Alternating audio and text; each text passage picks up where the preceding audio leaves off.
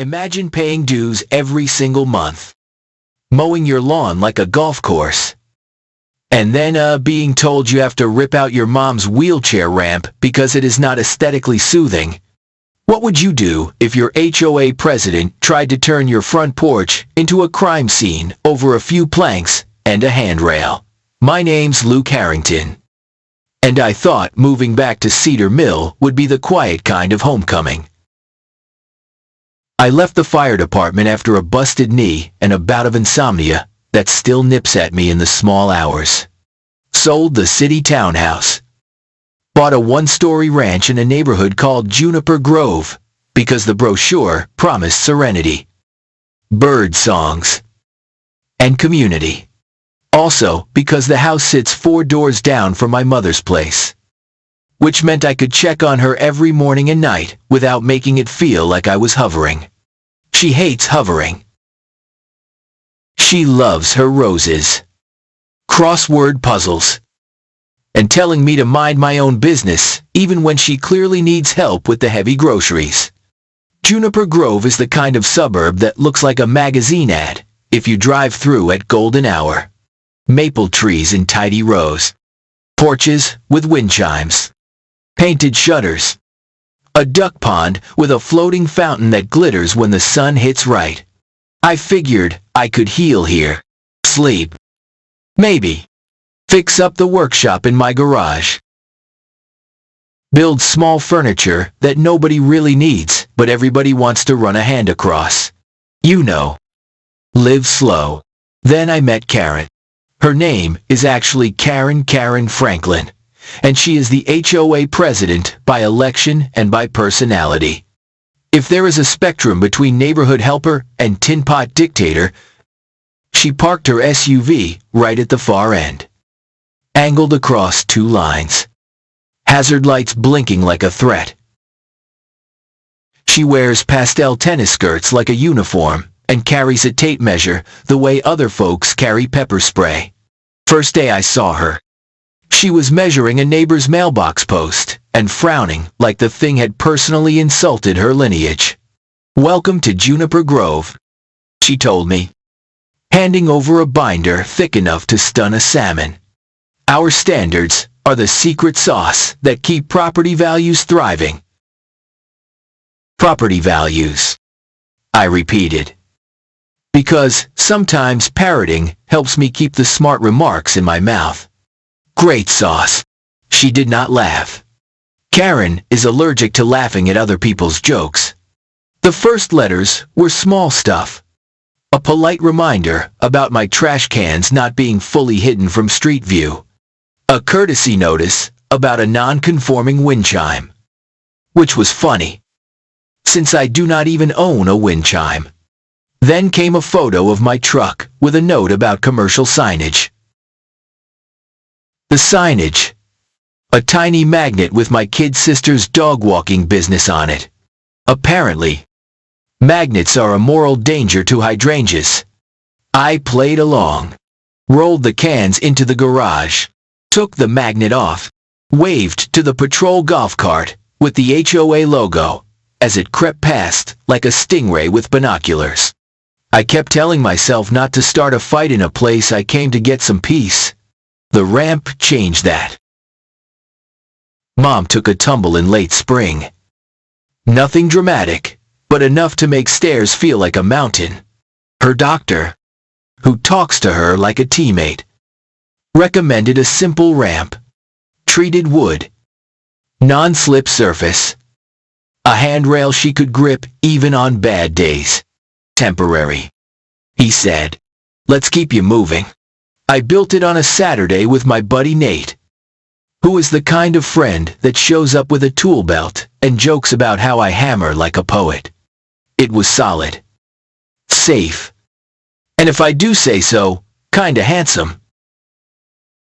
I painted it a soft gray to match her porch, sealed the edges against rain.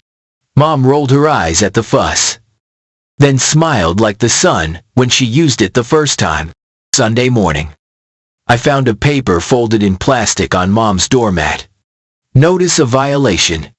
The ramp constituted an unapproved architectural modification and must be removed within 10 business days. Failure to comply would result in escalating fines, a line, and potential legal action. My mother's hand shook when she read it. Mine did not. Mine just got very steady. I called the number on the letter and got voicemail with a syrupy greeting. I don't love leaving voicemails when I'm angry, because I tend to say exactly what I mean. So I waited, walked 2 slow laps around the duck pond, counted breaths, like my therapist taught me. In through the nose, out through the mouth, slow as you can. The board met on Tuesday evenings in the clubhouse that smells like lemon cleaner and old carpet. I showed up with photos, doctor's notes, a copy of the state statute that says accessibility modifications are protected. Karen sat at the head of the table beneath a framed watercolor of a bluebird. She had 2 board members flanking her like bodyguards, and a stack of forms with sticky tabs that looked like confetti from an accountant's birthday party. Mr. Harrington, she said. Crisp. We are so glad you could join us. Please be brief. Sure, I said. Here's the brief. My mom needs that ramp. The law allows that ramp. I built it safe and clean. If you'd like me to stain it a shade of taupe called something like Cloud Whisper, we can talk color, but it stays. Karen pursed her lips in a smile that was not a smile. We absolutely respect mobility needs. However, our guidelines require that all exterior changes be approved. There's an application process. I read the process. I said, it can take 30 days. She cannot levitate for a month. One of the board guys, a gym tan fellow in a blazer that fit like ambition, cleared his throat. We could consider an expedited review, he offered, looking at Karen like a kid asking permission to borrow the good scissors. Karen tapped her pen. If Mr. Harrington had come to us before construction, we could have avoided this unpleasantness. Our community thrives on order. Order is great, I said. Walking is better. She slid a form toward me. Submit this. Meanwhile, remove the ramp to return the property to compliance. No, I said. Calm. Flat. A word like a brick. There was a silence you could butter and spread on toast. Karen leaned back, eyes narrow. Non-compliance carries consequences. Consequences, I said. Go both ways. I am not proud of the part of me that enjoys a showdown, but it's there wired into me the way other people have a sweet tooth. Years on the rig taught me this. Somebody stands their ground. Somebody blinks. I was not going to be the blinker. Not here. Not over my mother's knees. The fine started the next morning. $50 for failure to remove. Another $50 the day after. By the end of the week, the letter said we owed several $100s and climbing. A neighbor I barely knew, Mrs. Alvarez, with a tiny terrier that barks at leaves, slid a pie onto my porch with a note that read, "Hang in there. You are right." Other folks kept their heads down but cut their eyes toward me when I walked past. It had begun. That quiet suburban war where everyone mows and smiles and pretends the air does not smell like gasoline and gossip. Then Karen escalated. She brought the golf cart patrol to Mom's house during dinner and stood at the foot of the ramp with a clipboard. She took photos, then measured the angle like she was building a ski jump. When I stepped outside, she gave me that sugar-poisoned smile. "Evening," she sang. "We really do need you to comply. My mother is eating her soup." I said, "Please get off her porch. This is common area." She chirped. "No, it ain't," I said without thinking. "Sorry, isn't." The deed shows the lot line at the base of the steps. You are trespassing. Her smile did not crack, but her eyes did. Just a hairline fracture. Luke. Mom called from inside. Voice calm. Come back to the table. Honey. Your chili's getting cold. After they left, I pulled out the binder, the one I'd ignored. To be honest, and read it with a pencil in hand. Every bylaw. Every subparagraph. Every silly rule about mailboxes and holiday lights. I made notes. I made more notes. I made coffee strong enough to tan leather and kept reading. The thing about bullies with clipboards is they always leave a paper trail. And paper trails have switchbacks if you know how to hike. By midnight I had a plan. Not a smash-mouth plan. A surgical one. Phase 1 was conversation. I knocked on doors. Not with a petition, but with a plate of cookies and a question. Anything the HOA doing that makes you nuts? You would be amazed how fast people invite you in when you lead with a snack and an open ear. I heard about a retired teacher fined for a bird feeder that allegedly attracted unruly wildlife, which, given the photo, was a cardinal. I heard about a young couple warned for chalk drawings on their driveway that their little girl had made pastel suns and wobbly cats deemed visual clutter. I heard about a veteran told to take down a flag because it was too large. The flag, by the way, was modest. The size of a pillowcase. There's people who held all that in their throats for months. Talking in low voices like the HOA bugged the ferns. Phase 2 was information.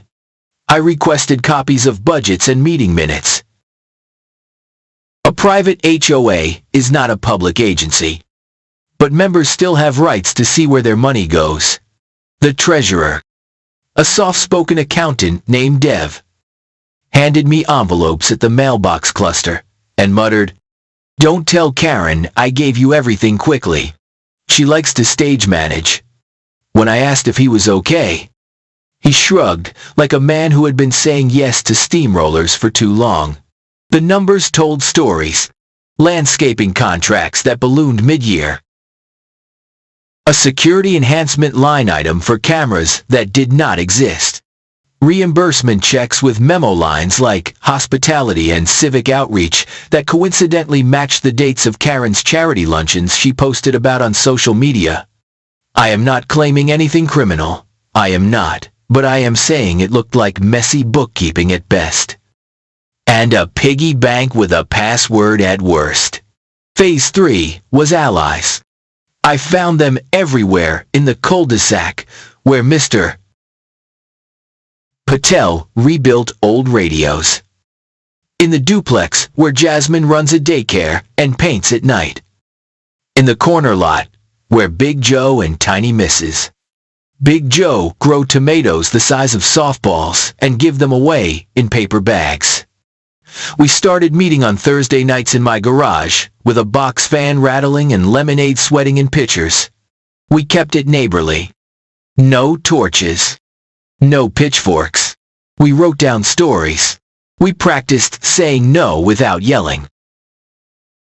We circled portions of the bylaws that contradicted state and federal protections. We underlined the paragraph about recall elections. Meanwhile, the fines kept arriving, and I kept not paying them. I did, however, paint the ramp a color from the approved palette, Cedar Fog. If you can believe that is a real name, because I am petty, but not stupid. Then I landscaped around it with 2 planters and a neat row of hostas. It looked good. It looked like it belonged. When Karen came to take another photo, she frowned, which told me everything. The day it blew up began like any other coffee. A check on Mom's blood pressure. A walk to the pond where the geese honk like they pay taxes. On my way back, I saw the golf cart parked skewed across our curb and 3 people on the porch. Karen gym tan board guy, and a woman I did not recognize who wore a suit and carried a leather folio like it was a badge. "Mr. Harrington," the suit announced as I approached. "I am here as counsel for Juniper Grove Community Association. We have obtained an injunction requiring immediate removal of the unapproved structure." I took the paper she handed me. "Read it." "Read it again." Then I laughed, which I know is not the dignified response. But sometimes your body acts before your brain clocks in. The injunction was not from any court. It was a letter on letterhead with a very official-looking watermark that said Certified Community Notice. Fancy. Sure. Binding. "No, ma'am," I said. "This is a strongly worded suggestion. It is binding." Karen snapped. "We voted last night. You can vote to put sprinklers on the moon," I said. "Does not make it law." Jim Tan tried a different angle. Voice softer. "Look, Luke, we do not want to fight. Just take it down while we work through the process. Be a team player." "My team," I said, "is my mother and whoever believes in gravity." I was about to end it there when the suit woman stepped toward the ramp as if to inspect it. Heel clicking on the first plank. "Do not," I said, not loud, just leveled. She froze, as if a hand had landed on her shoulder. "Sir," she started. "You cannot threaten." Was not a threat, I said. It was a sentence. Then Mom opened the door behind them. Hair in curlers. Apron on. Face calm. "Would you three like some lunch?" she asked, as if she were offering lemonade to lost campers. I made chicken salad. Nobody spoke. A breeze flipped the edges of their papers like awkward birds. Mom's eyes went to me. "We have this look. She and I. It says without words. Are you okay?" And I answered with a nod that meant, "I am. And I've got this, ma'am." The suit said at last, "We appreciate your hospitality. We will return with proper documentation." "You do that," Mom said, and shut the door with a click that sounded like a gavel. They left. The neighborhood watched from behind curtains. And someone I think Mrs. Alvarez clapped once, soft as a heartbeat. That night in the garage, the fan hummed, and the lemonade sweated, and our little group became a little bigger. Dev, the treasurer, came for the first time. Shoulders hunched like he was sneaking out of church. He set a folder on my workbench and said, "You did not get this from me." Inside were emails printed, highlighted between Karen and a vendor called Blue Sentinel, a security company that charged a monthly fee to patrol the neighborhood in a pickup with a light bar riveted to the roof. The emails were, well, interesting is the polite word. They discussed towing protocols for vehicles that did not meet visual standards. They discussed encouraging compliance through presence. They also, weirdly, discussed an arrangement for Blue Sentinel to donate an event space for the HOA Gala in exchange for a 2-year contract. Again, I am not a detective anymore, but I can read. "Dev," I said quietly. "Why are you bringing this to me?" He rubbed his forehead. "Because, Luke, I am tired. I thought I was helping our neighborhood stay nice. But this is not nice. This is control." "Okay," I said. "Then we do this by the book." We drafted a petition for a special meeting. The bylaws said you could call one if a certain fraction of homeowners signed. We knocked. We explained without rants. We brought cookies and, sometimes, a spare dog leash, because dogs are social glue.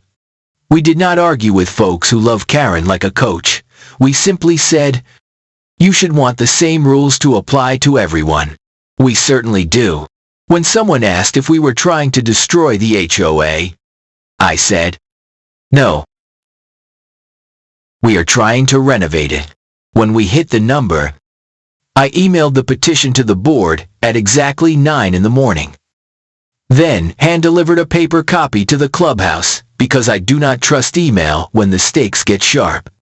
The special meeting was set for a Thursday, 2 weeks out.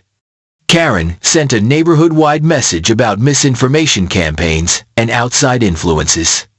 The only outside influence involved was Mrs.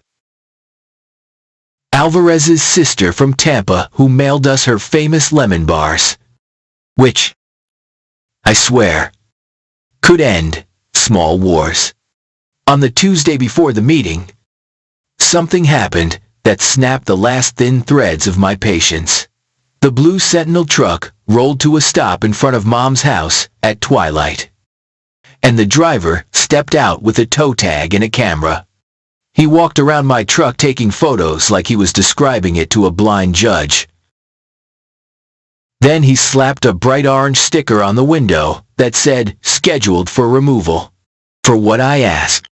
Stepping onto the porch. For policy. He answered, not looking up. Policy is not a reason. I said, try again. He sighed. Handed me a printout. Non-compliant vehicle. Oversized tires. Aftermarket lighting. Commercial appearance. My tires are stock. I said. The light bar is for camping. Also. And this part is important. This is my driveway. He shrugged the way only a man following orders can shrug. I just do what they tell me. Who? I asked. He glanced across the street. Karen stood at her bay window, phone in hand. Blinds angled like arrow slits. The driver's jaw twitched. I cannot give names. Okay. I said, keeping my voice even. Here's what you can do. You can remove that sticker. Get back in your truck. And leave this block.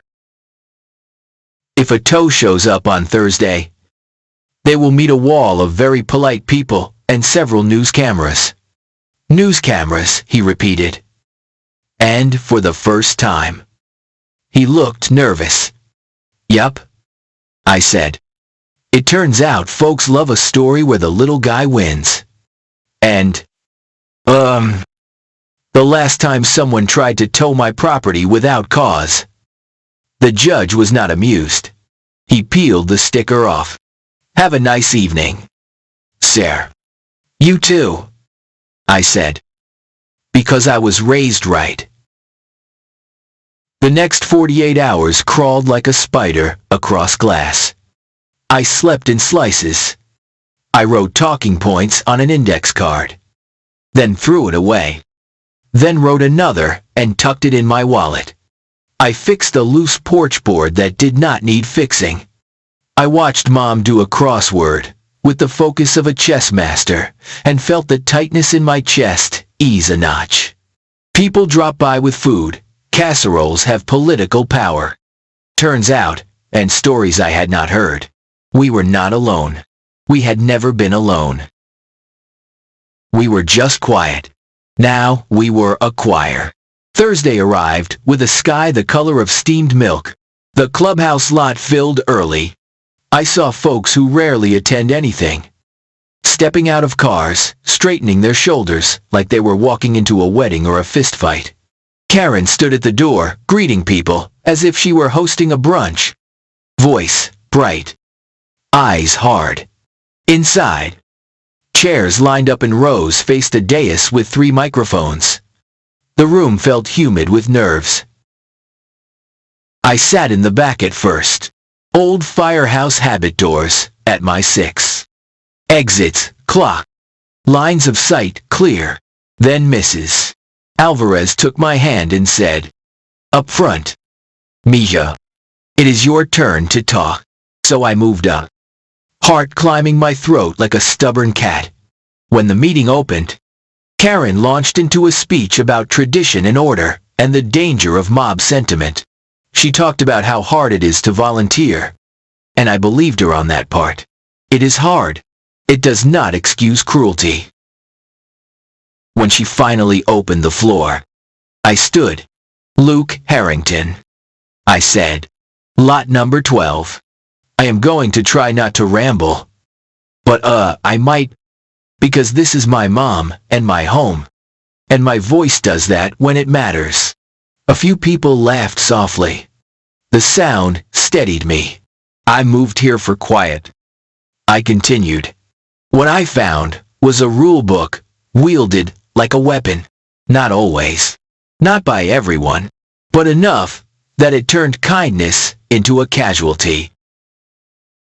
The ramp at my mother's house is not an eyesore. It is a bridge. Our bylaws, as written, contradict basic accessibility protections. That is not a small oopsie. That is a big one. Also, our money, our dues, are not a slush puddle. We deserve transparent books. If Blue Sentinel wants our business, cool. But there should be no side deals. No winks. And no secret promises. I swallowed. The room blurry for a beat.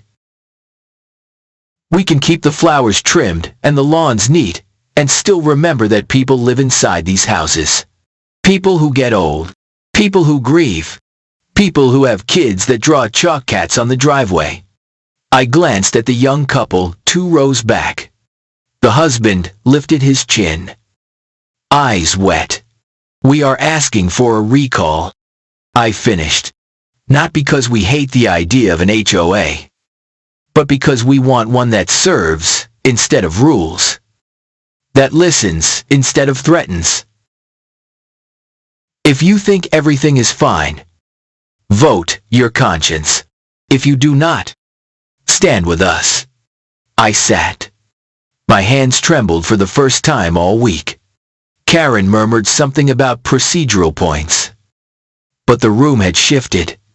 Dev the treasurer rose and, voice shaking, read a short statement about invoices and donations that never hit the ledger. Mr. Patel explained, with warmth that made math feel human, how the budget masked ballooning costs. Jasmine told the story of chalk art and the note taped to her door that made her little girl cry. Big Joe held up a tomato like a trophy and said, if the birds are unruly, then so am I. We took the vote by secret ballot. Because dignity matters. The paper rustled like wind in dry leaves. The box filled, then emptied. Counted by 3 volunteers, with Karen watching, like a cat watches a laser pointer. When the tally was done, the room held its breath. The secretary, who had not said a word all night, cleared her throat. By a margin of, well, by a margin, she said with a small smile. The recall passes. It was not loud. There was no cheer. There was relief. Like the first deep breath after you realize you are safe. Karen sat very still. Then very straight. She collected her purse with small, precise movements and stood. This community will regret this, she said, and walked out without looking back. Maybe we will, I thought. Maybe we won't. But the ramp stayed. And my mother slept that night, like a woman who had been told she could keep walking forward. The next morning, I found a single sheet of paper on my porch in tidy handwriting. Thank you. From the widow on Birch Court, who never had the courage to say no. P.S. The lemon bars are behind the plant. They were. They tasted like a new beginning. But, if you think that's where the story ends, you do not know, Karen. Power does not slink away. It regroups. And when it returns, it usually brings friends. Because 3 days later, I woke to 3 trucks at dawn. A noise like a small army setting up camp. And a sign planted at the entrance to our street, Juniper Grove Private Roads. Enforcement enhanced. And right then, I realized we had not won a war. We had just finished the opening round. What would you do if you woke up and your street, your sleepy stroller and dog walk street, suddenly had a sign that said the rules changed overnight? Like, your driveway just became a checkpoint. The trucks at dawn were not construction. They were Blue Sentinel, new uniforms, new light bars, the whole theater. They rolled out metal sandwich boards that read, "No overnight street parking and tow away zone." Even though our covenants only say discouraged, and the city noise ordinances say nothing about towing from private driveways, they mounted a slim gray camera on the entrance pole license plate reader. Looked like blinking a red dot that felt like an eye following you home with a clipboard. By breakfast, 3 orange stickers had blossomed on windshields like toxic flowers. Nate whistled low when he saw the sign. They went full mall cop. Not they, I said. Though we both knew who. Karen's fingerprints are on the staples. Except Karen did not have the power anymore. Right. The recall was done. Our interim board dev, Yasmin, Big Joe, and a soft-spoken retired nurse named Evelyn was seated until a formal election. We had sent a termination notice to Blue Sentinel pending review. The management company was supposed to freeze any changes. Supposed to. Evelyn called an emergency meeting that night. I brought coffee in folding chairs. Folks filled the clubhouse so tight, the air felt carbonated. Dev stood behind the card table with a stack of printouts and the smile of a man who hadn't slept. "Okay," he said. Voice, steady but quiet. 2 things. First, Blue Sentinel says they're acting under an existing addendum signed the day before the recall. Second, the sign that says private roads. We need to check if that is even true. There's people who swear the developer deeded the streets to the city. Mr. Patel offered. The plat maps should show it. He tapped the folder he always carries. As if documents could be talismans. So let's go look, I said. Sunshine's a disinfectant. Evelyn nodded. Tomorrow morning. Clerk's office opens at 9. A murmur rippled relief, mixed with caffeine and nerves. That's when the door at the back opened, and in walked Karen. She looked different. Which is to say, she looked the same, except the power wasn't in her hands anymore. And power changes posture. Still. Her chin stayed high. She carried a binder, of course, and a letter, which she held like a candle in a dark church. "I am here as a homeowner," she said before anyone could bristle. "And as a homeowner, I'm concerned about safety. We've had packages stolen. We've had teens speeding. Blue Sentinel is a deterrent." "Deterrent to porch pirates," Jasmine said. "Or to chalk drawings." A few folks chuckled. But Karen pressed on. "You all voted your conscience. I respect the process." She lied with the ease of muscle memory. But the addendum exists. The previous board, in a lawful meeting, approved enhanced enforcement. We can't just rip up contracts because feelings got bruised. Feelings did not get bruised, I said. Careful. Knees did. Budgets did. Trust did. Karen's eyes flicked to me. "Luke, you turn this into a crusade. People are scared of you." Scared of me, I almost laughed. I'm the guy with lemonade and pie tins. "People are scared of the chaos," she said. Softer. They sorry, the board never meant to hurt your mother.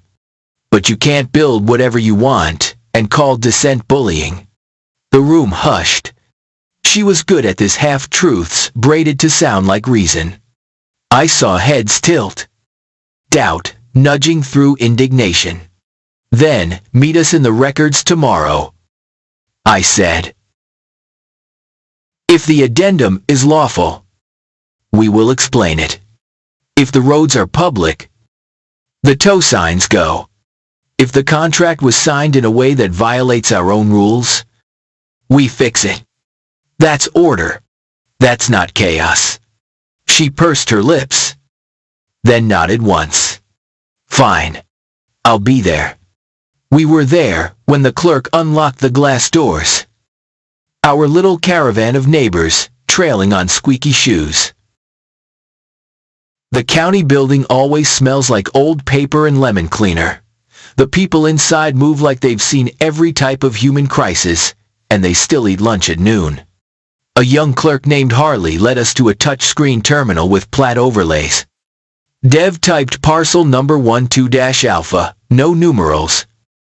But you get me, and the map blinked alive. Green for lots. Gray for easements. Blue for water. Features our ridiculous duck pond counted as water. And there it was. A thick black line down Juniper Drive with the notation dedicated right-of-way city. Not HOA. Not private. City. Harley leaned in. That means the road belongs to y'all's municipality.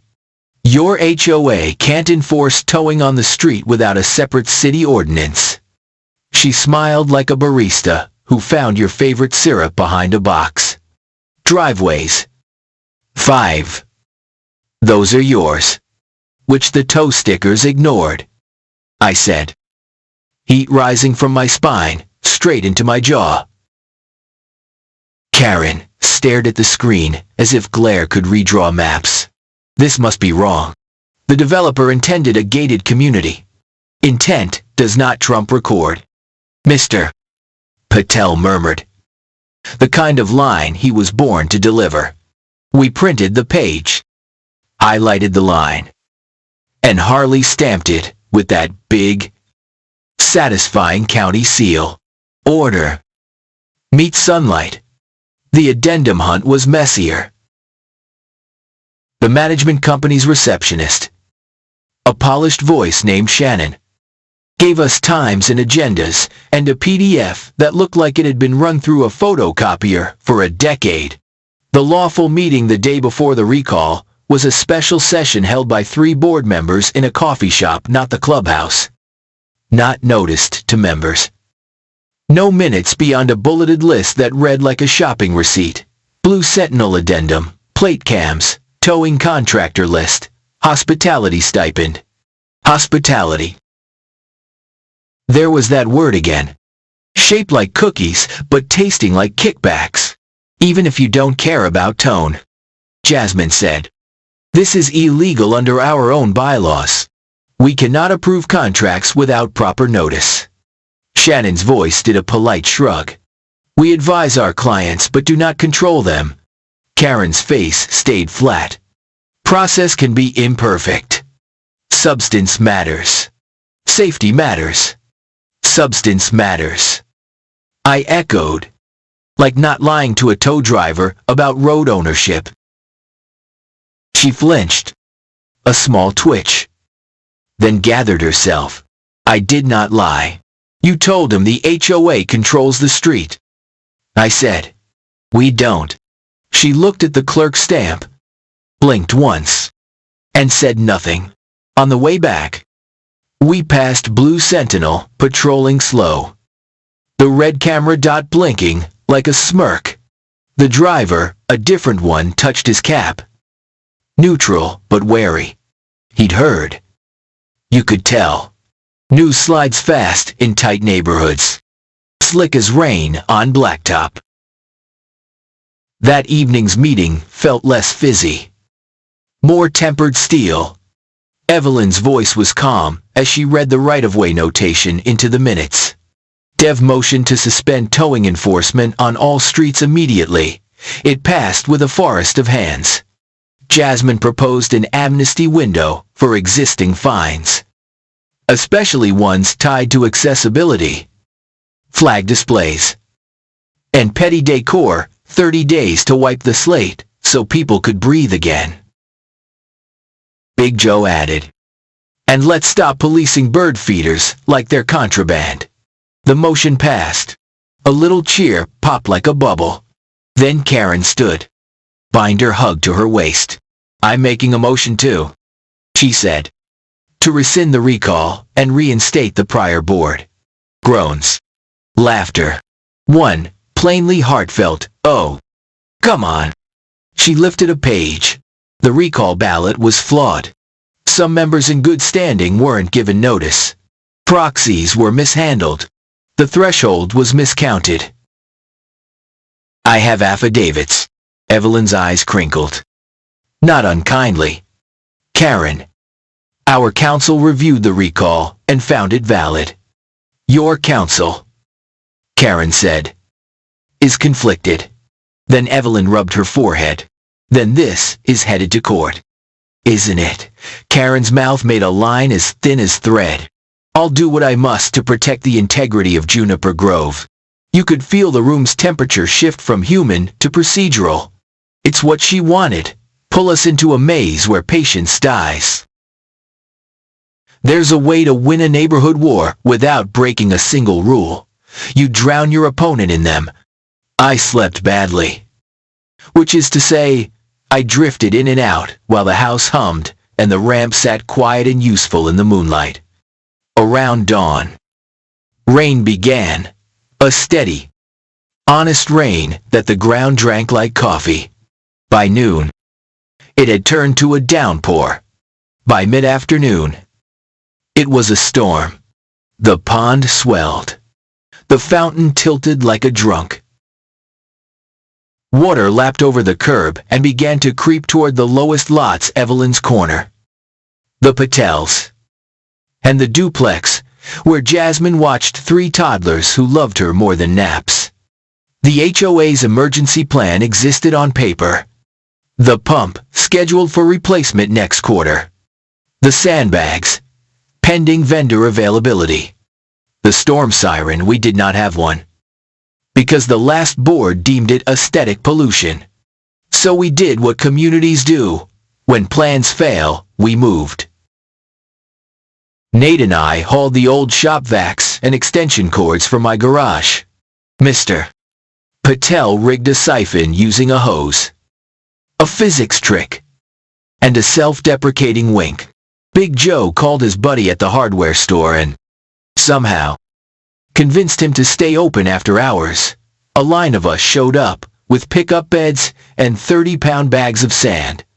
Jasmine corralled kids into a living room fort and kept their world small and happy, while ours got loud and wet. Mrs. Alvarez made a pot of caldo so big it looked like a cauldron that could cast weather.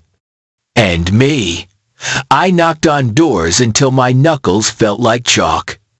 You okay? You got some power. Move your car to higher ground. I said you okay so many times it turned into a kind of prayer. Blue Sentinel. They cruised by twice and then disappeared. Their cameras cannot pump a pond. I was wrist-deep in cold water behind Evelyn's heat pump when a figure appeared at the fence line. Umbrella, useless against the sideways rain. Karen. Do you? She started, then stopped, swallowing pride like a too big pill. Do you need help? Yes. Evelyn answered before I could make a face. Grab that bucket. Karen grabbed the bucket. She bailed. Clumsy at first, then with a rhythm that matched ours. Her mascara smudged. Her hair went stringy. And some part of me that keeps score for a living put its pencil down for an hour. At dusk, the rain softened. The pond's waterline retreated like a scolded dog. We stacked the last sandbag and leaned on shovels like farmers in a painting. Someone whooped. Someone cried. Someone opened a beer and then remembered we were all too tired to drink it. Thank you, Evelyn said to Karen. Breathless. Truly. Karen nodded. Drenched. We need a better pump, she murmured. A simple sentence that did not require emotion or an affidavit. Yup, I said. We do. She looked at me then. Really looked. Like a person meeting a person instead of a theory of opposition. Luke, she said. You think I'm a villain? I shrugged. You've acted like one. Her laughter was small and unpretty. I didn't start this to be mean. I started it because I was tired of the neighborhood going shabby. When Mark got sick, I needed something I could control. I'd heard rumors about Mark's chemo. I'd seen him, pale as paper, in the passenger seat some mornings, when she drove fast to somewhere that smelled like disinfectant and fear. Control can feel like medicine when the world tilts. Sometimes you held on too tight, I said. And people got bruised. She nodded. Rain dripping from her chin. I know. Then, after a pause, but I'm not done fighting. Me either, I answered. How about we fight for the same thing? She did not answer. She gathered her umbrella, lifted that stubborn chin, and walked toward home with her shoulders squared like a person returning to a battlefield after a truce. The storm gave us 80% relief and 20% headache. The damage tally was a handful of soggy crawl spaces, one shorted breaker, and a collapse of the fence on the Birch Court side, which happened to be Karen's fence. Nate and I showed up with a post-hole digger the next morning. She made coffee that tasted like an apology. While the neighborhood dried, the inbox filled. Management sent a clarification that Blue Sentinel's addendum was temporarily in abeyance. The word abeyance made me laugh out loud, lawyerish like a movie. But it meant the tow stickers stopped. The cameras, however, stayed up pending review. We asked who had access to the footage. Shannon wrote back a paragraph that said a lot with very little. And then a line that said, authorized board members. Which, to my mild horror, included Karen. Because her login had never been deactivated. Change the credentials, Jasmine said. Immediately. Dev agreed. And let's adopt a policy, no plate readers, without explicit member consent. We drafted it. We posted it. We braced for comments. I kept my phone on silent and went to my garage to plane a plank until the shavings curled like ribbon and my pulse followed a softer beat. Then the letter arrived, the one with the tone that makes your stomach go cold even before you read it. Certified mail. Return receipt requested. From a law firm downtown, with a name like a marble lobby. 3 partners. Ampersand. And associates. Demand for retraction and cease of defamatory statements. It was addressed to me.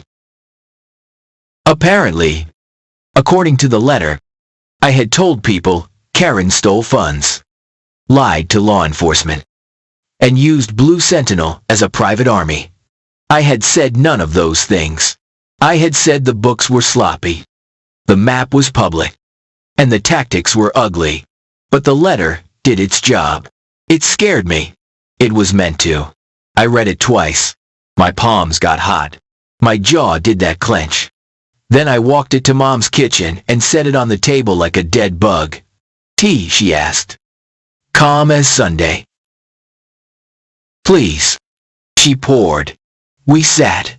We breathed. You feel like punching something, she said, after a minute. Yep. She patted my hand. So don't. Use your words. Maybe find a lawyer who knows words better than you. Expensive words, I muttered. Your neighbors like you, she said. There's people who will pass a hat. I did not want a hat. I wanted this to be simple. It was not. I called Nate first. You got a minute? For you. I got two. He listened. He swore once. Softly. This is a SLAPP, he said. You know, strategic lawsuit against public participation. They're trying to shut you up. I'm not even loud. I said. I'm medium. Medium is louder than they're used to. We called a meeting. Not the big kind, just the core group, and a neighbor who was coincidentally a First Amendment attorney. Because America is the land of surprising hobbies and overlapping professions. Her name was Viola. She wore boots that meant business, and a smile that said she'd been sharpening her arguments since high school debate. After reading the letter, she leaned back. Classic intimidation, she said. In this state, we have an anti-SLAPP statute. If they actually file suit and you win early, they pay your fees. But important, sometimes they never file. They just want the chill. What do? I asked. You respond once. Clear and cool, she said. No heat.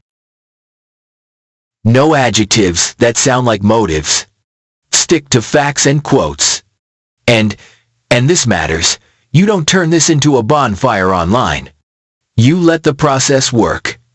I exhaled. Tension draining in a slow slide. Okay. And, she added, you keep doing neighbor stuff. Care eats fear for lunch. We sent the response, 2 pages. Plain. The written equivalent of, with all due respect, and then we went back to real life. We built a little free pantry under the awning by the mailbox cluster. We organized a Saturday morning help hour where folks who could lift showed up to carry boxes for folks who could not. We set up a Google form for accommodation requests, and, yeah, I know that sounds dorky, but it worked. Evelyn's spreadsheet sang. And for the first time in forever, people got yeses faster than fines. Did Karen stop? Nah. She pivoted. She posted on the neighborhood app that outsiders were changing our culture. Outsiders. Meaning people who had lived here for a decade but didn't serve on her committees. She hosted a garden standards workshop in her yard where she distributed measuring sticks for hedge height. Which would have been funny if it didn't come with side-eye and a sign-in sheet. Then, and I swear, I am not making this up, she started a club. The Juniper Preservation League. Its mission was to preserve property values and aesthetic harmony.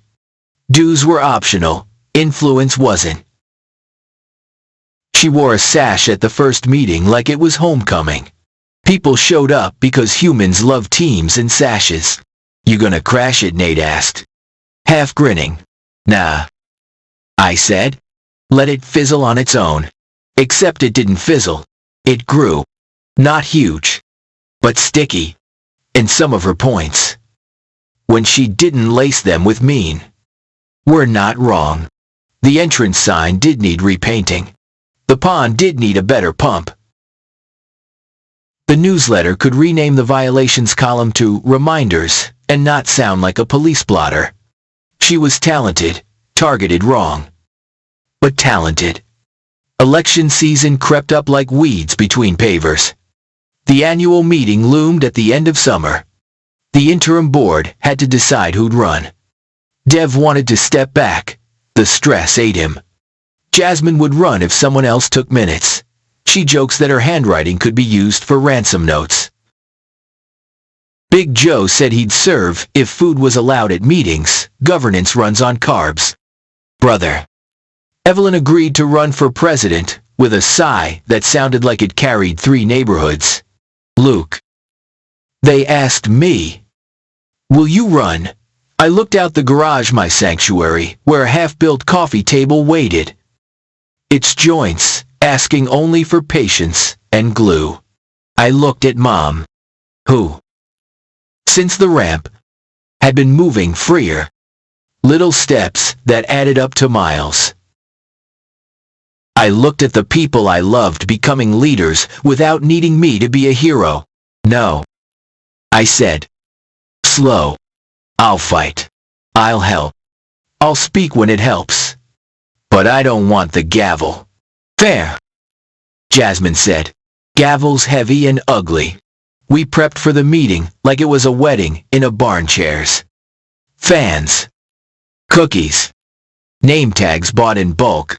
Viola offered to moderate Q&A, so it didn't devolve into a shouting match. I printed agenda sheets. It all felt, dare I say, grown up.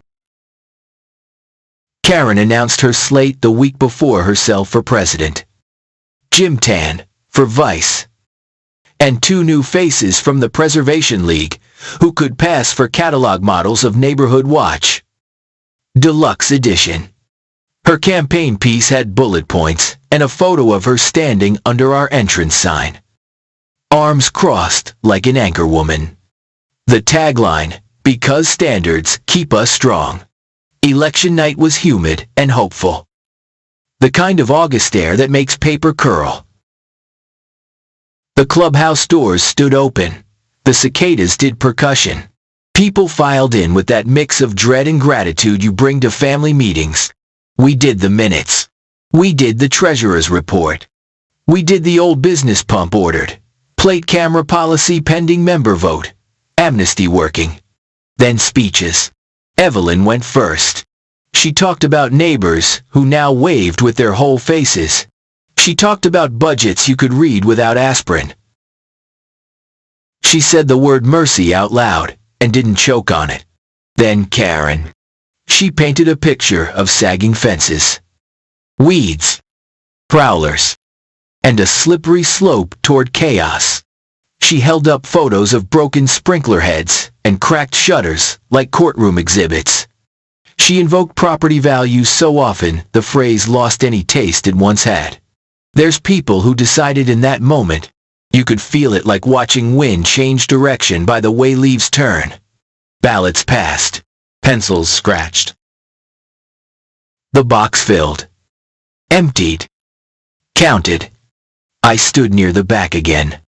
Heart thudding. The result? Close. Not a landslide either way. Evelyn by a hair. Jasmine by a whisker. Big Joe by a tomato. Karen lost the presidency, but won a director's seat. Which meant she'd still be in the room. Bleachers. Not bench. The landscape guy squeezed my shoulder.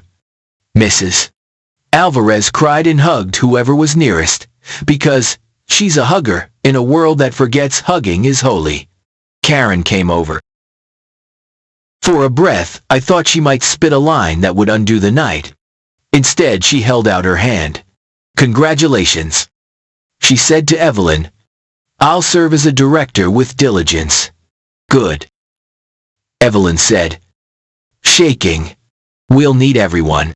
Then, because Juniper Grove never lets a chapter end without a twist, Karen added, my club will continue. The Preservation League is a private association. We'll advocate for higher standards from the outside. Lobbyists. Nate whispered in my ear.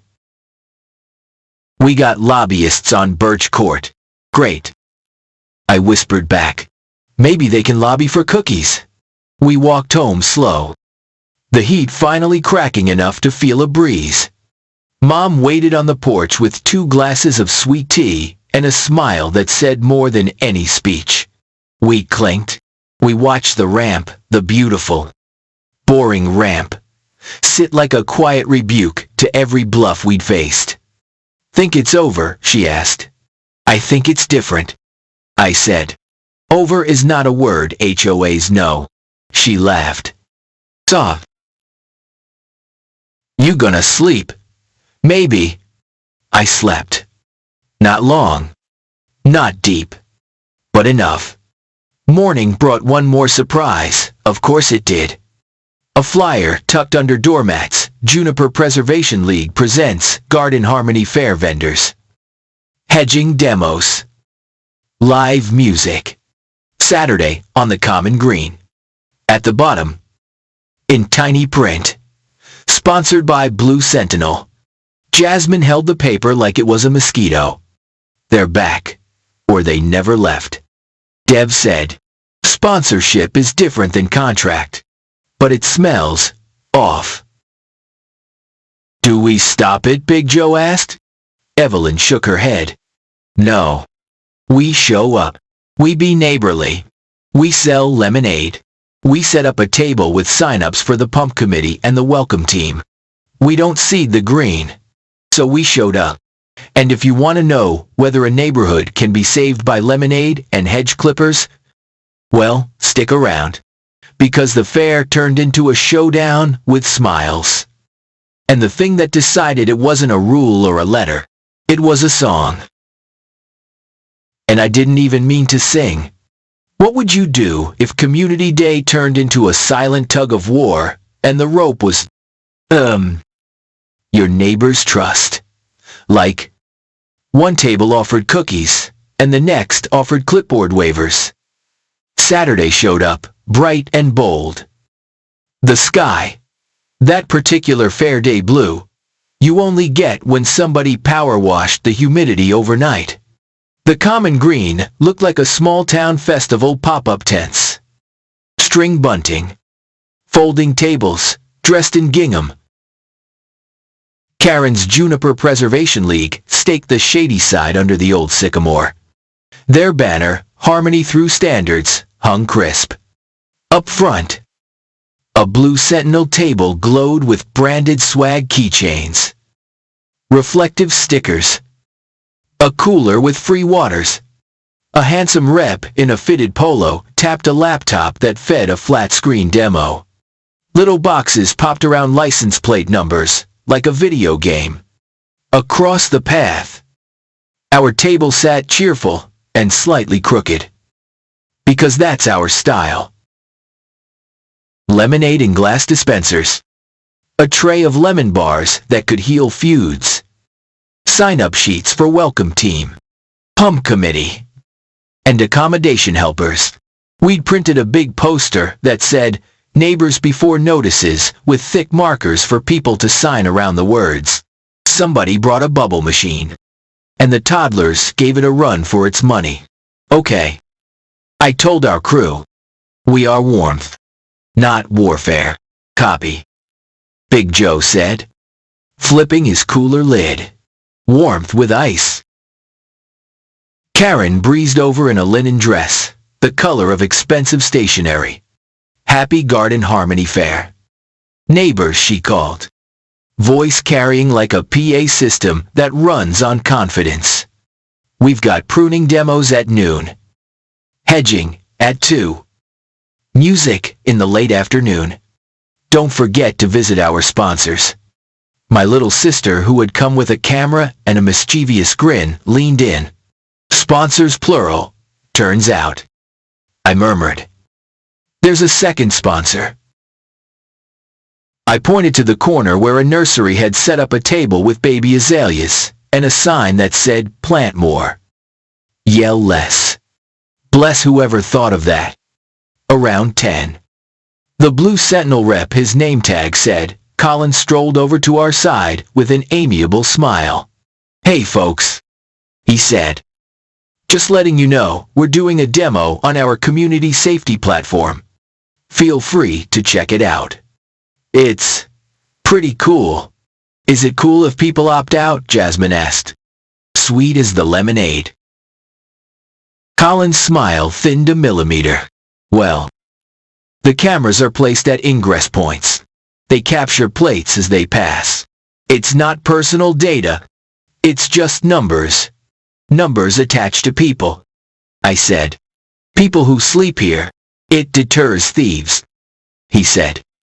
Criminals hate being identified. Me too. I said lightly. Hate being identified without my say. He tipped his head. You strike me as a reasonable guy. Luke. Surely you agree, safety comes first. I think dignity is part of safety. I said. But hey, enjoy the lemonade. He took a plastic cup, like it was a peace offering he might test for poison. The bubbles machine burbled between us. Silly and softening. Noon brought a hedging demo that was, honestly, fascinating if you like shrubs. Karen narrated like a cooking show host, while a landscaper trimmed a boxwood into a cube so perfect, I wanted to set a lamp on it. People clapped. Across the way, our sign slowly filled with signatures and tiny hearts. There's people who wrote short notes, less fines, more kindness. We are not a gated community. We are a community.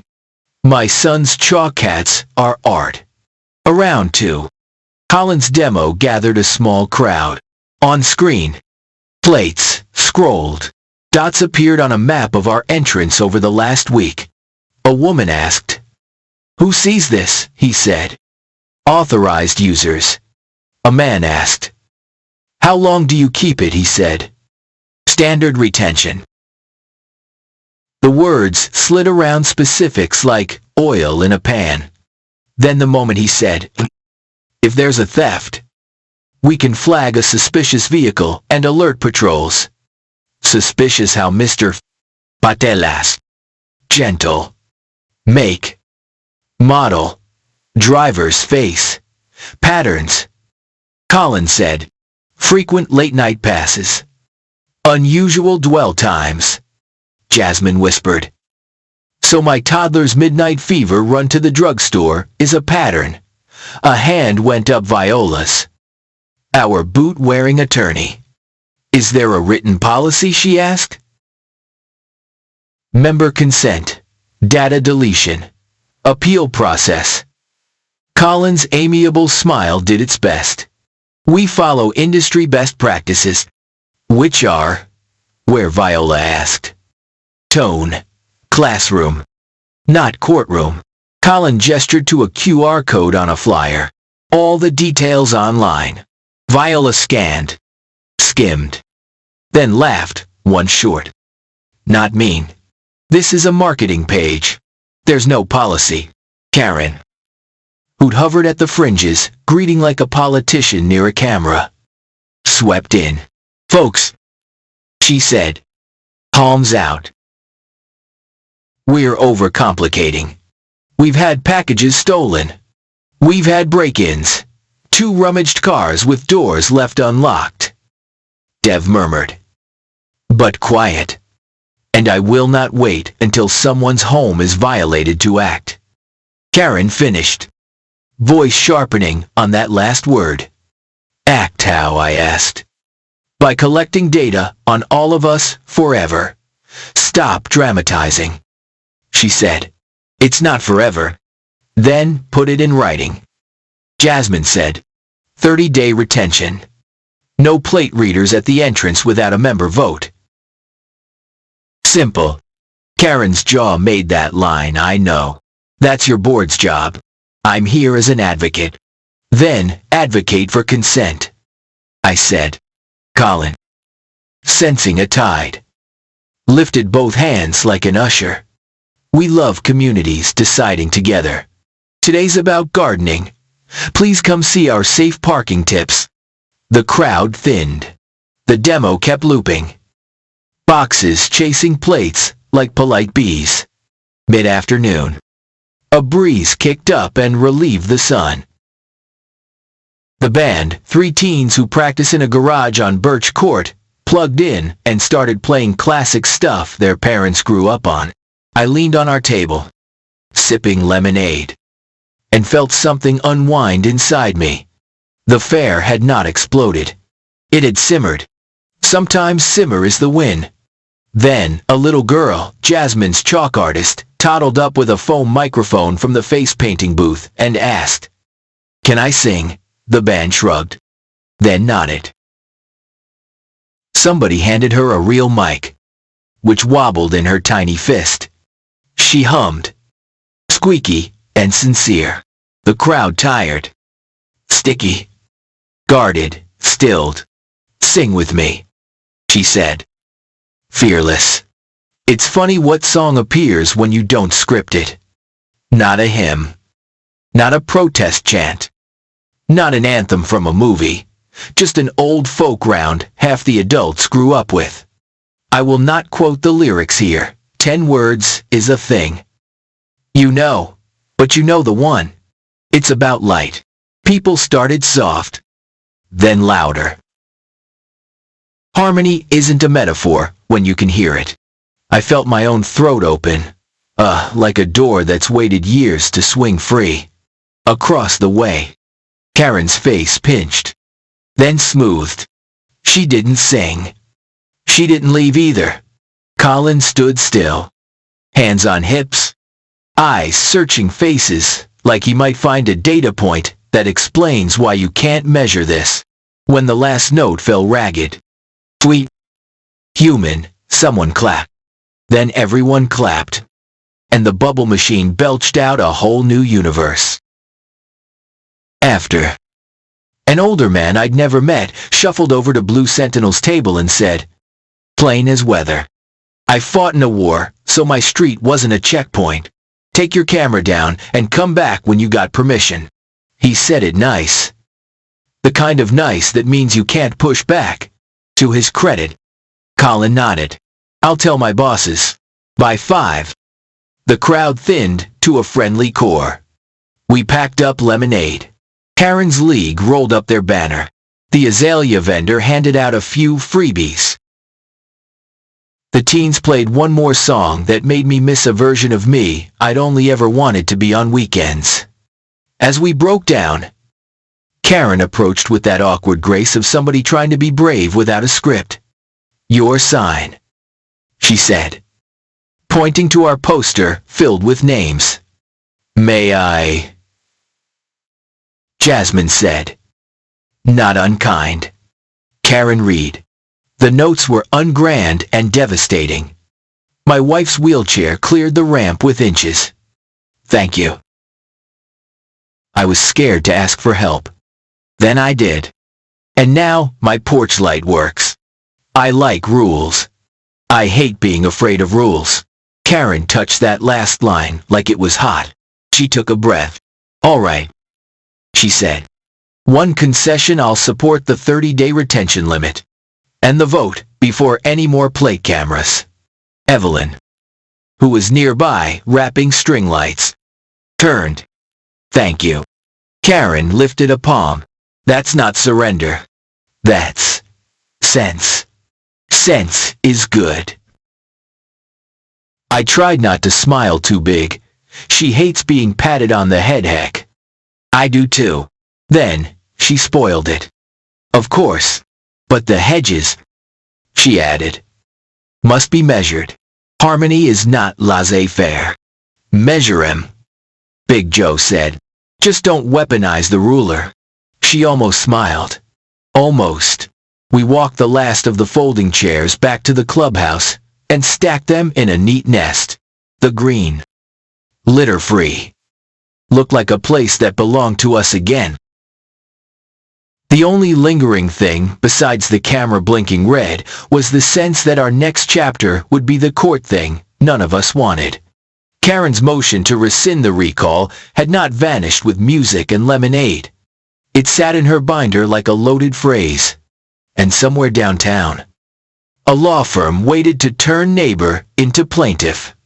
I slept okay that night, tired enough to let the hum of the fridge and the tick of the baseboard become white noise. Around dawn, my phone buzzed. A text from Viola. "Heads up. Service of process likely today. I'll swing by." Great.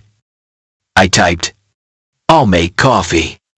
By 9, a man in a collared shirt that said courier knocked with a stiff envelope. He looked apologetic. I wanted to hug him for having the worst job and doing it gently. Inside the suit we'd half expected. Karen Franklin, et al. versus Luke Harrington, et al. Causes of action: defamation, interference with contract, intentional infliction of emotional distress. The words lined up like a marching band in the wrong parade. I read it twice. My knee did its phantom ache thing. I sat at Mom's kitchen table, the same spot where I'd set the cease and desist, and felt heat at the back of my neck like a storm building. Mom slid a plate of toast toward me, as if carbs could hold a lawsuit, like sandbags hold a flood. "You gonna be okay?" she asked. "Yeah," I said. "No. I mean yes," will answer. Viola arrived with a legal pad and that resting, fearless face. Nate came with muffins. Jasmine came with a laughing through tears hug. Dev came with a wallet he tried to hand me. I swatted it away. "Stop," I said. "We're not fundraising for my pride. We're fundraising for principle," Dev said, voice firmer than his usual. "There's people who felt tangled for years. You untangled this. Not alone," I said. "Exactly," he said. And he set a coffee can on the counter like it was a church basket. By noon, there were 20s and 10s inside, modest, honest money that felt like votes. We pored over the complaint. Viola circled the soft spots like a teacher grading with love. This line used private security as a personal militia. "Did you say that?" "No," I said. "I said private army once." Then corrected myself to, shadow. I grimaced. "Not my best. We'll argue it's protected opinion," she said, making a note. And truth is a defense, the records show. Blue Sentinel acted outside proper authorization. She turned a page. Interference with contract. They're claiming your petition pressured management to terminate the addendum. She looked at me over the pad. Petitions are petitioning. It's literally in the name. "Will this ruin me?" I asked. Too fast.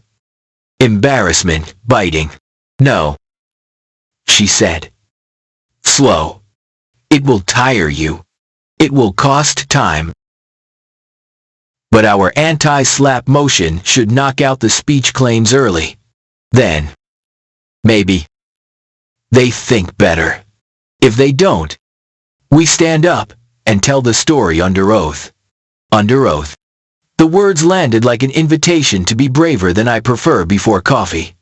The doorbell rang again. Another envelope. This one thin, pale blue. From the city.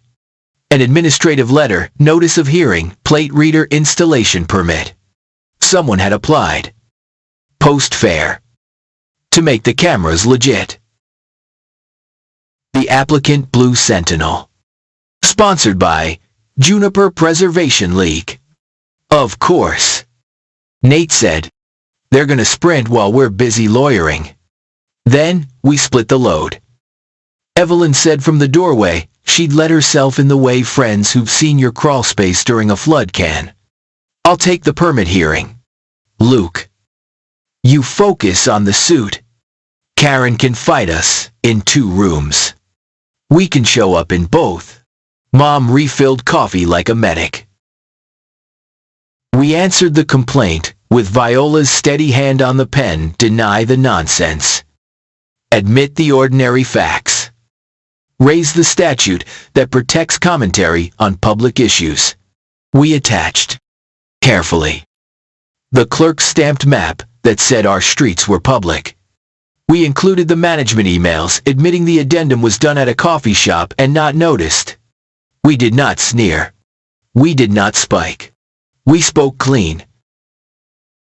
The hearing on the camera permit fell on a Thursday in a municipal room with buzzing lights and a dais where 3 commissioners sat like patient owls. The room smelled like old tape and patience. Half the neighborhood came anyway, which meant the air also smelled like hope and too much perfume. Blue Sentinel went first. Colin wore a suit today.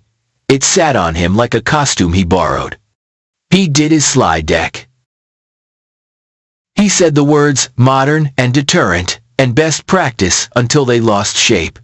He had stats from other neighborhoods that sounded plausible, until you realized crime down also tracked with finally locked our cars. Evelyn went next. And I swear, if there's a way to be grandmotherly and formidable at once, she found it. We are not anti-safety. She began. We are pro-consent. She explained our vote process, our proposed limits, our desire to make changes as a whole, not in a sprint through a side door. Karen stood for public comment. She was careful, measured, almost soft. We have seniors who are scared, she said. We have single moms who feel watched by prowlers. Cameras watch the prowlers back. She looked at the commissioners like a person asking for a fence against wolves. Then Viola spoke. Not as my attorney, but as a neighbor. If you permit plate readers today, you greenlight a culture shift before the community decided. Hold this until a member vote. Respect the people who live under the lens. The commissioners ask questions like bureaucrats who kept their souls, which is rarer than it should be. What's the policy? Who can access? How long kept Blue Sentinel's answers swam? Evelyn's answers held. The chairwoman glanced at the packed room. We appreciate engagement, she said. A sentence that can be empty, but wasn't this time. We'll continue this to next month to allow the HOA to conduct a member vote. No installation authorized until then. We spilled into the hall buzzing. Small win. Breathing room. An older man squeezed Karen's shoulder. Grateful and torn. She absorbed it with grace I hadn't seen in months. Then she caught my eye and lifted her chin like a question. Truce, I nodded, for now. That night, the Preservation League posted a letter online, accusing agitators of delaying safety. I logged off. I sanded an oak tabletop until it felt like the inside of a pocket you trust. Sometimes, the only answer is wood and time. The next morning, I found a note on my porch, in tidy cursive, Mr. Harrington, may I speak with you, Kay? I almost laughed at the formality. I almost ignored it. Instead, I texted porch. 10. She arrived with coffee in a to-go cup and eyes that had unlearned some hardness. I'm not withdrawing the suit, she said. Seat barely taken. I didn't ask. I said, but I will entertain settlement. She added, mutual non-disparagement. Joint statement. Each side pays their own. No gag orders. I said, I won't sign away my mouth about public stuff. I'll sign a civility pledge in a heartbeat. But not silence. She stared at the ramp like it might offer her lines. You make everything a principle. You make everything a standard. That's how I stay upright, she said softly. That's how I sleep. I said. There it was, the thinness where two stubborn people can see the sky through the crack. What if, she said, we create a rules sunset? Every regulation, older than, say, 5 years gets revoted or retired. I blinked. Did you just propose my dream? I proposed order, she said. A schedule. You get your mercy. I get my metrics. I'll bring it to the board, I said. We'll add a grace period rule. 2. First notice is a conversation. Fines come last. Not first. She made a face like the word grace tasted odd and not entirely unpleasant. Fine. And the suit, I asked. We keep it alive, she said. But we stop the bleeding. No new filings until after the member vote on cameras. We can fight one front at a time. I can live with that, I said. Barely. She stood. Steadied her cup. Luke, I still think you turned my neighborhood against me.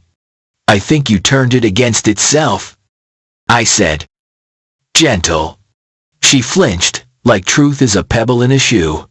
Maybe, she said. Maybe not. She left. I watched the ramp glow in soft morning. I exhaled a breath I didn't know I'd been strangling. We took the Sunset Rules idea to the board that week. Evelyn loved it. Jasmine put little stars around the word grace in her notes, which made me grin like a kid. Dev tinkered with a spreadsheet that would track votes and expirations. Big Joe asked if we could call the first notice chat Neighborly Nudge. I said yes, because names matter. At the member meeting, we rolled it out like a new porch light. Not flashy, but you're gonna see better. People nodded. People smiled. People told stories about the time they got fined for a wreath. We voted. It passed by a country mile. Karen, from the floor mic, said, I still want standards. Evelyn, from the dais, said, me too. Everyone clapped like a drum circle that had learned moderation. And the camera vote. That was the cliff we walked toward next, together or not. The Preservation League flyered. We tabled with lemonade for the 1,000th time. Blue Sentinel sent a new rep, less cologne. More policy. A woman named Gia who brought, to her credit, an actual printed, reasonable retention policy draft. Viola red-penned it into something I could live with. Karen studied it and nodded once like a general approving a treaty she'd rewrite later. The night of the vote, the clubhouse hummed like a beehive that had decided not to sting. We needed a supermajority for any permanent cameras. We counted. We counted again. We did the math on the wall like a football coach drawing plays. Result, no supermajority. No permanent camera authorization. Temporary mobile unit allowed during holidays with explicit dates and the 30-day delete rule. A compromise so boring it felt like peace. After, on the sidewalk under the hum of a light that always flickers, Karen looked at the sky and said, I hate losing. I said, same. She said, I hate you a little less. I said, same. And because the universe refuses to let a story resolve too neatly. On my way home, I saw an orange sticker on a car. Not mine. Not Jasmine's. A new family's little sedan with a sticker that said, scheduled for removal. The offense. A tiny paper sign in the window, baby sleeping.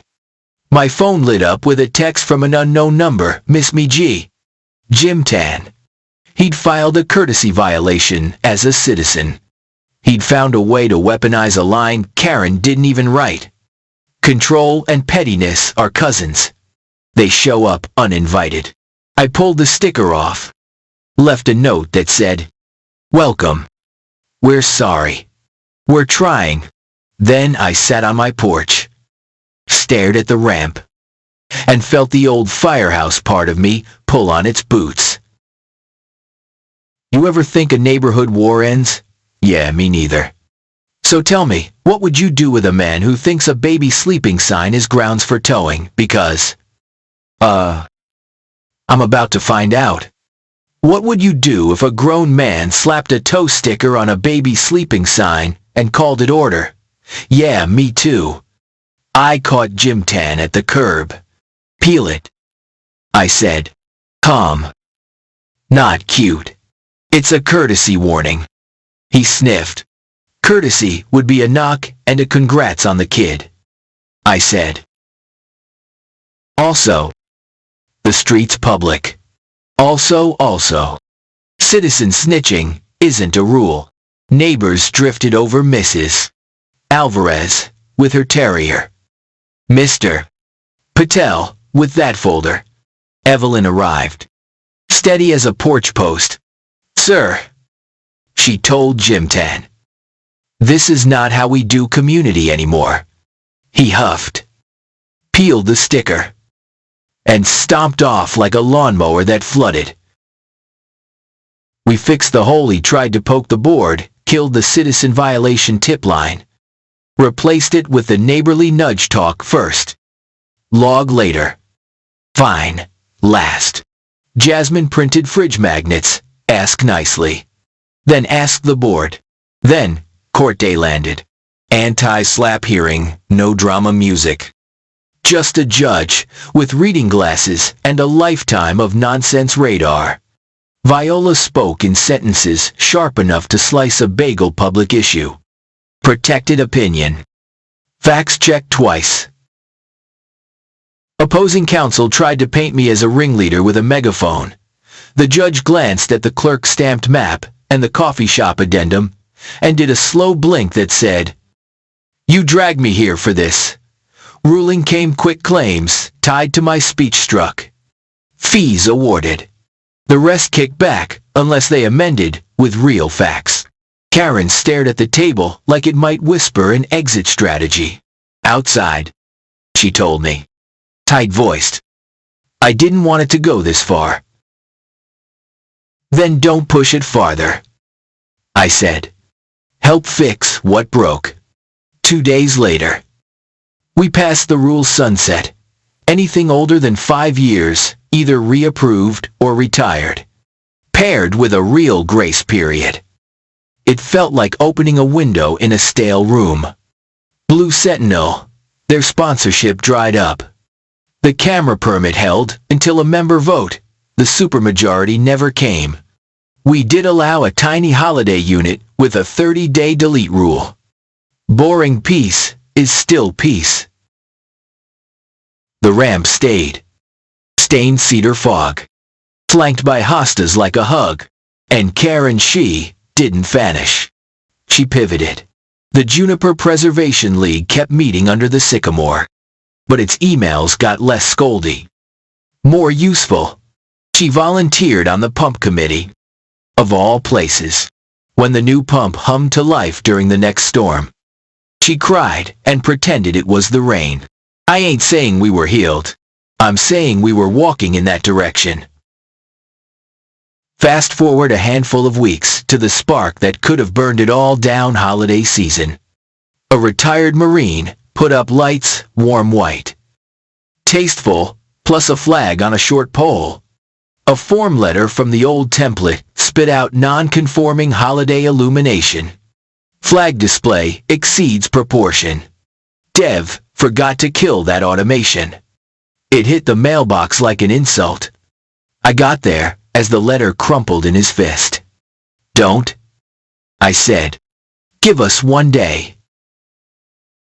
We called an emergency porch huddle. Evelyn, Jasmine, Viola, me. We turned the new rules into action talk first. We walked back with cookies. "Sir," Jasmine said. The old robot coughed. "We're sorry. The lights are fine. The flag is fine. If you want us to check angle or height, we'll bring a ladder and some respect." He stared. Then laughed. Then hugged us all like a bear in a sweater. "Y'all learning," he said. Karen heard and hustled over. Breath. White in the cold. Old Karen would have measured. New Karen brought extra clips and a thermos. "Standards keep us strong," she murmured. "But mercy keeps us neighbors." She winced like the sentence-stretched muscles she hadn't used. We took that porch story to the annual policy vote. The Neighbor First policy became official. First notice is a conversation. Fines require a second board member to co-sign. Accessibility and flags protected by default. For the first time in ever, the violations page in the newsletter turned into Fix-It shoutouts. Big Joe did Fix-It Saturdays. And I ran point. Knee brace and all. We changed more porch lights than opinions. And that was plenty. Did the Preservation League grumble? Sure. Karen still held a ruler. She just stopped brandishing it. Jim Tan tried one more sticker stunt and got benched by his own friends. Blue Sentinel sent a last email about proactive deterrence. And Evelyn replied, "We prefer proactive decency." Mom, she moved smoother. Cane in hand. Ramp underfoot. Crossword on lap. She called our Thursday garage nights the kindness committee and baked enough pies to bribe a city. Then the call came that tested whatever truce we'd stitched. A break-in. Real this time. Back door jimmied. Television gone. No one hurt. Thank God. But a family shaken to the bone. Karen texted me at once. Emergency board. I beat her to the clubhouse with coffee. Cameras would help, she said. So would motion lights and neighbors who watch for each other. I said, let's do both temporary unit on the exact stretch. 30-day delete. Plus a block watch night walk and free solar lights. We voted in 10 minutes. We installed by dusk. We knocked on doors with lights and warm words. The camera caught nothing useful. The porch walks did. A neighbor noticed a sketchy van trolling late. Cops nabbed a pair with tools under a tarp. The family slept for the first time in a week.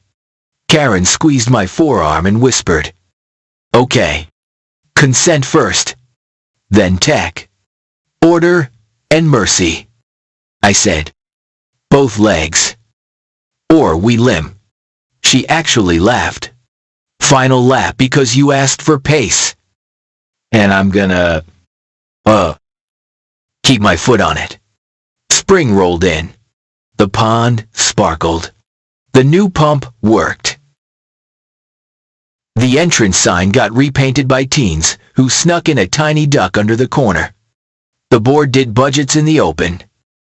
In plain English. The sunset rules retired a handful of silly lines, no wreath size cap.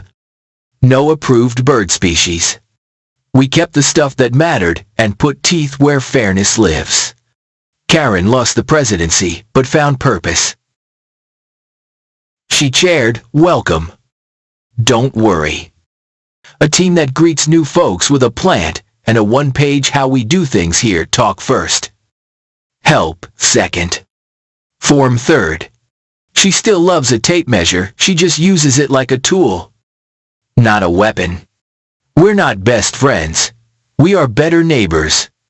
There's daylight between those words. And it's enough. As for the suit, she dropped it. A short joint statement. No gag, we fought hard. We choose to build harder. Fees got sorted by the court.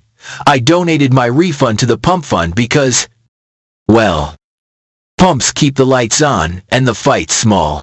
One quiet evening. Mom and I sat on her porch. The ramp glowed cedar fog in the dusk.